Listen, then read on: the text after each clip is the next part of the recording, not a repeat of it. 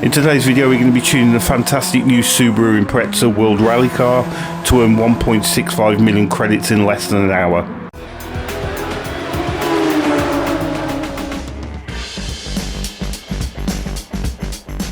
Hello everybody, thanks for stopping by. Welcome back to another Gran Turismo 7 tuning video. I'm KCR-Mark. So in today's video we're taking a look at the second car from the newest update, and that is the absolute iconic World Rally car Subaru Impreza from 1998.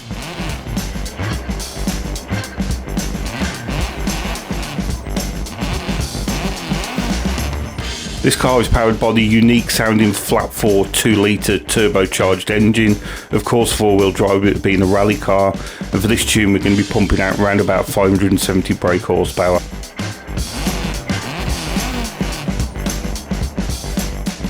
So if you don't own the car already, it's available at a Legend dealership at the minute, 650,000 credits. A little bit on the pricey side for one of my tunes, but it's incredibly easy. There's not many other parts that you have to buy for this tune.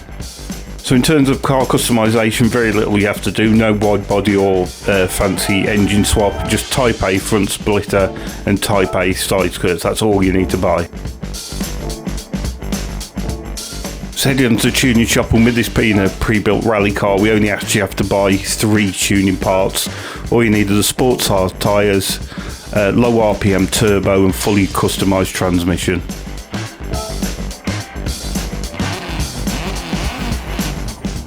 Heading onto the tuning sheet, and our first objective is to get this car much lower and tighten up that suspension. Obviously the default rally setup is very softly sprung and very high ride height, so we need to stiffen that up for our track racing that we're going to be doing there. So I've enlarged the screen so you can copy my numbers on the suspension and diff settings. The cars are very sensitive to any geometry changes since the new physics update. So in terms of transmission, I've kept the ratios completely standard. I've just found it suited the car really well. It made it really punchy out the corners with that 4-wheel drive traction. Just one thing to note on this car as well, as we look at the ECU mapping, the power does drop off quite considerably near the top end, so this is a very grunty, torquey engine, so it's one that you need to short shift. We'll get into that a bit more during the race itself. Brake balance control is completely your choice. I just preferred it a little bit more to the front.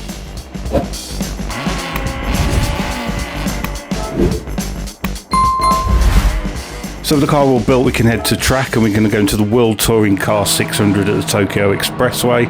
Now, first thing to note with this car, as I mentioned in the tuning sheet, is you do want to short shift this car. Personally, I was doing it just after the gear indicator. It just helps with the power band, and it's good on fuel as well. But if you're an automatic user, don't despair. If the car revs out, it's not really a problem. It still drives really nice. You might be a little bit worse off on fuel, but not too much to worry about, I don't think.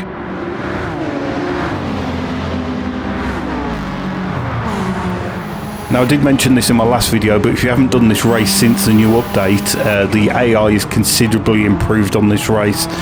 Most notably, the blue NSX in the lead at the minute of Valerio Gallo, which is very, very quick at the start of the race, but don't worry about it at all. It's on sport soft tyres and it has to stop twice for pits, so as long as you're within round about 40 seconds of it, it's not a problem at all. He finishes way down the order by the end of the race. I think it's about 5th or 4th. Now, I've done quite a few rally car builds on this channel. I'm in general a very big fan of them, so I was quite excited to see this car come to the new update, and this build is absolutely fantastic. I really enjoyed driving this. With the new physics update, it seems to suit the rally cars really well. This is one of the best cars I've driven since this new update. It's hard to convey on video, but you'd have to just drive it and see what I mean. But the car seems to have a mass to it. It feels a lot more weighty, not in a bad way. It just feels much more natural to drive, and it's great fun to just get through these middle sections. The weight transfer just feels absolutely phenomenal on it.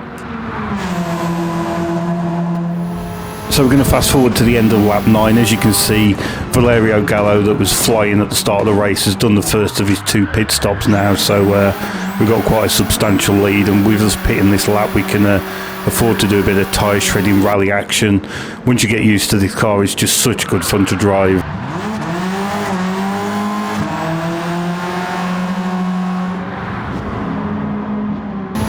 So heading into the pits at the start of lap 10 for our one and only stop. No particular reason to change tyres, they last fine, but as you can see I wasn't being too kind on them. Just a little splash of fuel just to get us to the end of the race. As you can see, this car is really consistent lap time wise, mostly 207s and 208s. It's like I say, once you get used to this car, it's so nice to drive, really consistent. Just a thing to note, Valerio Gallo will be doing his second pit stop on lap 10 as well, so as I said before, don't worry about him at all. Even though he's very quick at the start of the race, he drops way down the order by the end.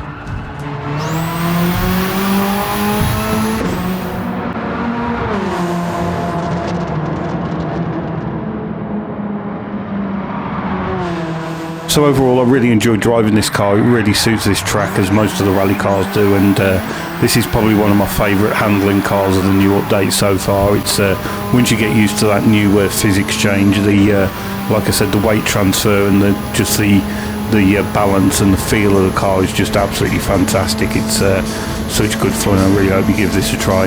As you can see, heading off the race, and we finished with a time of around about 26 minutes. So if you avoid the AI and get that clean race bonus, you'll be getting yourself that 1.65 million credits in around about 50 minutes. So as always, many thanks for stopping by. Hope you enjoy that tune, and let me know how you get on. I really do appreciate all the comments and feedback I get. I'll try and reply to all the comments, and I will see you again soon. Cheers, bye.